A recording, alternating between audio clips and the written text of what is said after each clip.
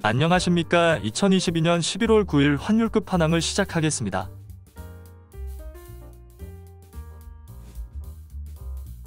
달러 인덱스가 0.49% 하락하면서 위안을 제외한 세계 주요 통화 대비 약세를 보였습니다. 달러 인덱스 강세 요인으로는 미국 근원 소비자 물가지수 경계감이 있습니다.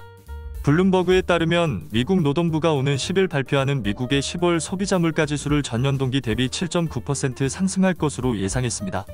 가격 변동성이 큰 에너지와 식료품을 제외한 근원 소비자 물가지수의 경우에는 전년 동기 대비 6.5%가 올랐을 것으로 예상했는데, 이것은 40년 만에 최대 상승폭을 기록한 9월 6.6%보다는 하락했지만 8월 6.3%보다는 높고 미국 연준의 인플레이션 목표치인 2%를 크게 웃도는 수준입니다.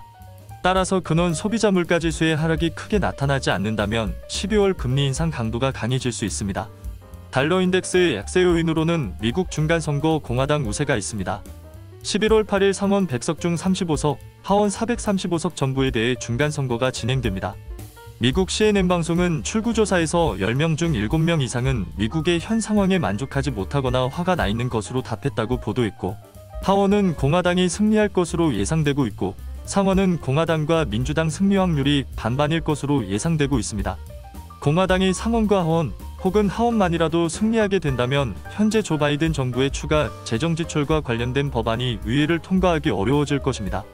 미국 정부의 재정지출이 동결되면 그만큼 국채 발행이 감소하게 될 것이고, 이것은 국채금리를 떨어뜨리는 효과가 있어 달러 약세 요인으로 작용할 수 있습니다. 또한 시장의 유동성이 감소하면서 물가 상승이 억제될 수 있기 때문에 미국 연준의 금리 인상 속도가 조절될 수 있다는 기대가 반영되어 달러 약세 요인으로 작용할 수 있습니다. 그 밖의 이슈로는 첫 번째 원화 강세가 있습니다. 한국 9월 국제수지 잠정 통계에 따르면 경상수지가 16억 1천만 달러, 한화로 약 2조 2,500억 원의 흑자를 기록할 것으로 집계됐습니다. 8월 경상수지가 30억 5천만 달러 적자였는데 9월 흑자로 전환되면서 원화 강세 요인으로 작용했습니다. 또한 중국의 시진핑 사면임과 제로 코로나 정책 유지로 인해 중국의 외국인 자금이 이탈하는 이른바 차이나런이 발생했고, 중국에서 빠져나온 외국인 자금이 한국으로 유입되면서 원화가 강세를 보이고 있습니다. 실제 외국인은 유가증권 시장에서 10월 이후 4조 6,530억 원 순매수하고 있습니다. 두 번째, 위안화 약세가 있습니다. 중국이 제로 코로나를 완화할 것이라는 기대가 이미 위안에 선반영되었으나 중국의 코로나 확진자가 8,000명을 돌파하면서 완화 기대감이 감소해 위안화가 0.28% 하락했습니다. 세 번째는 금과 유가가 있습니다.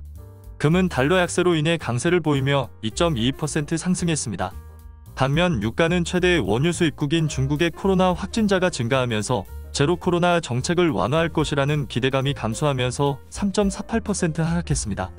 달러 인덱스는 미국 소비자 물가지수 경계감이라는 상승 요인과 미국 중간선거 공화당 우세라는 하락 요인이 혼재하면서 0.49% 하락했습니다. 미국 연준이 중점적으로 보고 있는 근원 PCE가 4% 후반에서 5% 초반대를 유지하며 유의미한 하락세를 보이지 못하고 있습니다. 미국 연준은 노동시장이 둔화되거나 약간의 경기 침체를 감수하더라도 물가 상승률이 2%로 내려올 때까지 금리 인상을 하겠다는 의지를 보이고 있기 때문에 물가가 하락할 조짐이 보이지 않을 경우 금리를 계속해서 인상할 가능성이 높습니다. 현재 시장은 미국의 기준금리가 올해 4.5%에서 4.75%까지 선반영된 것으로 보여지기 때문에 달러원은 당분간 1,400원대 구간에서 박스권을 유지할 것으로 보이며, 이보다 금리가 상승하게 될 경우 달러원 환율이 추가로 상승할 가능성이 있습니다. 이 밖에 중국의 제로 코로나 폐지, 미국 중간선거 공화당 승리는 달러원 환율의 하락 요인이 될 수 있습니다. 이상으로 2022년 11월 9일 환율 끝판왕을 마치도록 하겠습니다.